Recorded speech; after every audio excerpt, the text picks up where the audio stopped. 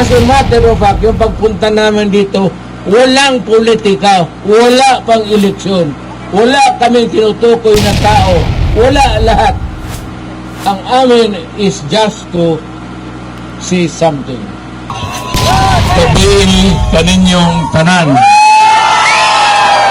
mga katauhan sa Dumaguete, lugar sa mga gwapo o gwapa o mga tao, mga Pilipino buutan. Bawa ninyo, ako retirado na. Naagin ako pagka mayor, dugang panahon. Almost 23 years kong mayor sa Davao. O niya, nahimo kong congressman sa unang panahon. O niya na presidente. Wala ko ikapanghambog kung dili ang akong singot para sa akong papa. Wala akong pasapalo ako kasi ko binisaya, but I have been requested to talk in Tagalog. Makasabot mo Tagalog? Puro Tagalog. Kasi ito coverage natin ngayon, maybe it's nationwide, I do not know, but we are being heard all over the country. Alam mo naman, yung iba, maintindihan natin yan, hindi naman sila talaga nakakaintindi ng Bisaya. Kaya lang naman also, sila, ang mga Tagalog, na intindihan nila tayo, pero sila hindi nakaintindi sa atin. Yung ngit ng mga Tagalog, di ka mo. So, hindi kasi taga Dumaguete, pero ganun pa man, I'd like to greet everybody, mga Tagalog, Mamamuro, Las Mindanao, mga Bisaya, Waray, mga Cebuano, lugar sa akong amahan diya sa Danao. So, nalipay kong dako nga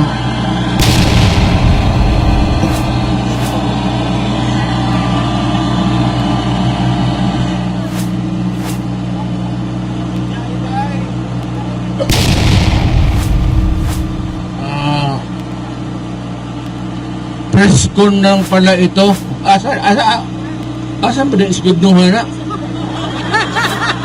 At to the aita sa Quezon Park. So, mga tota dito, layo na nga rin. Mga malapit yan dito. Mga ilang araw na kung nakare natin.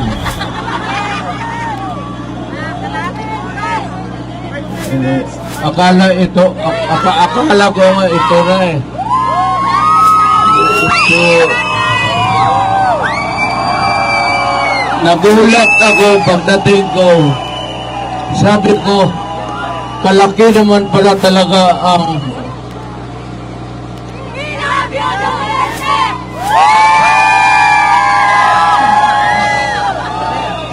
alam mo, ganito ay babasahin ngayon na yung pero ulitin ko ito sa Bill of Rights.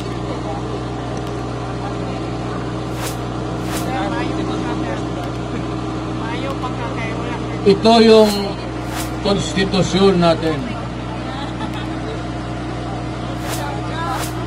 Ganon ito kakapal. How many pages? I don't know. It's not mga 30 o more than. But dito sa Bill of Rights, Ang Bill of Rights kasi, itong constitution na ito, ang nandito, ang pinag-uusapan ang gobyerno, pinag-uusapan ang Congress, ang presidency, pati ang mga korte, Supreme Court, and all the inferior courts. Nandito ito sagrado. This is a covenant between the people, and ito, sagrado talaga itong constitution. At nakalagay dito, i-highlight ko yan, naka-highlight ng pentel is yellow-green. In Article 3 of the Bill of Rights, yung una talaga, huwag mo nang pag-usapan yung presidente, huwag mo nang pag-usapan yung mga Congress, huwag mo nang pag-usapan natin yung korte o local government kasi batas lang yan. Pag-usapan muna natin kung ano ang nasa tao para sa Pilipinas.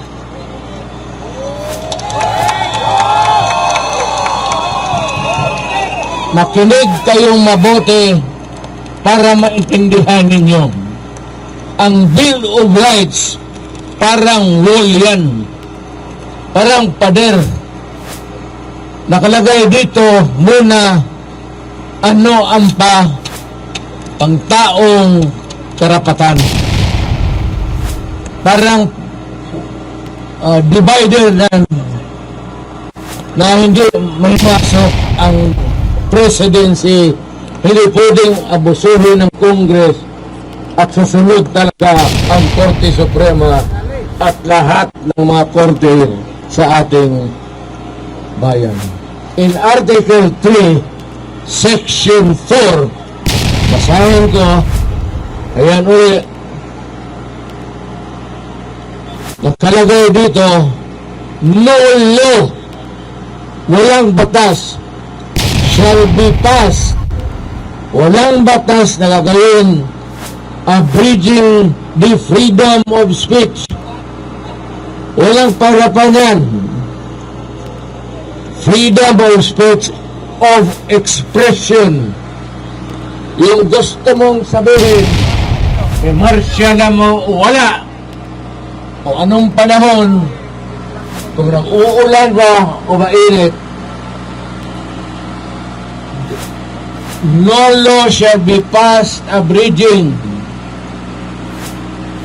Basta huwag mong galawin the freedom of speech, of expression, and of the press, and of the people that have the right to peaceably assemble.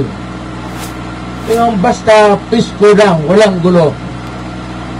To peaceably assemble and petition the government of redress of grievance. Pinakamataas ito, kaya tayo may election, tayo naman ay nagsasalita paski saan-saan, at tayo'y nagbibigay ng sentimento kung ano ang nasa utak mo. It's better na ganon kaysa you do not agree with government at dismayed ka o hindi mo nagustuhan na pigilan ka magsalita. Yung iba kung ganun, pupunta na lang kami sa bukid, dadali na lang nito natin sa armas. Hindi na rin naman ako makapagsalita kung ano ang damdamin mo. Kaya pinaka-sacred talaga ito. Now, what is ironic, what is incongruous nito, nakakatawa, nakakagalit, nadaanan ko yung Freedom Park. Yun sana ang gusto namin. Ang pagka kami rito, naghingi kami ng permit, binigyan kami, but nung araw na dating kami, binawi yung permit at sinirahan yung Freedom Park.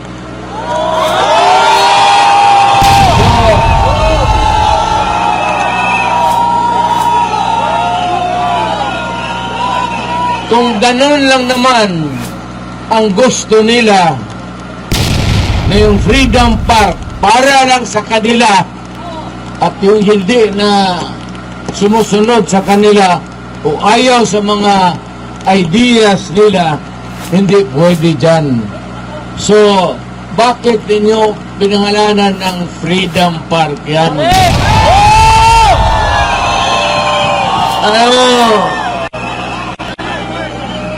Following the administration, galing ito ng Malacañang.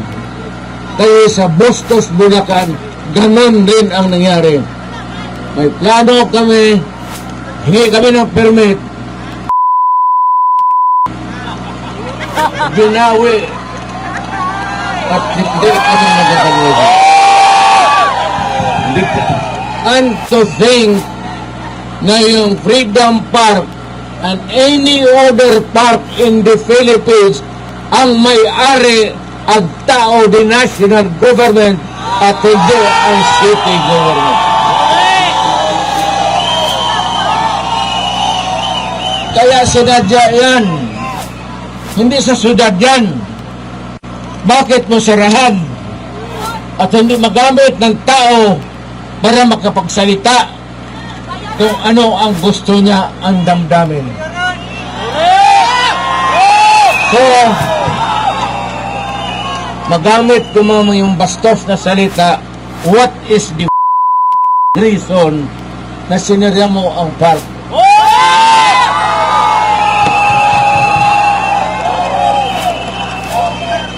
Yung park na yan para dito sa mga gwapo at gwapa na mga pinagdito.